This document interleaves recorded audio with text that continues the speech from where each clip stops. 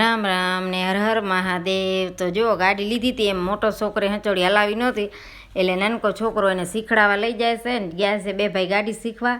અને મારે કીધું હવે શિયાળો આવી ગયો એટલે આ શીંગા અત્યારે ખવાશે પછી નહીં ખવાય, એટલે મેં તો હાલો કીધું શીંગાના દાણા શેકી નાખું અને ચાય બનાવી નાખું। તો ચાય બનાવતી તો દૂધ થઈ રહ્યો, અને પછી જુઓ આપણે આ સાંજના કઢી કરવાની છે ભીંડેની, એટલે પહેલાં મેં કીધું મરચાં તરીને કાઢી લઉં અને પછી કઢી વઘારી નાખું। તો આમાં પછી આપણે ભીંડા રાખી અને એને લબુ બારવાની છે અને બરાબરના શેકવાના છે। શેકાઈ જાય ને તો જ ભીંડાનું શાક સારું લાગે, નકા સારું ના લાગે। એટલે બરાબર શેકી અને પાછું હવે એનું સાસનું ને લોટનું આપણે બનાવવાની છે રાબડી, અને એમાં નાખવાની છે પછી કઢીમાં, અને મસાલા બધા ભોગવી નાખ્યા છે। અને પછી હવે બાજરાના લોટની કે ચણાના લોટની કઢી તો મસ્ત થાય, પણ અમે બનાવી છે બાજરાના લોટની આમ સારી થાય।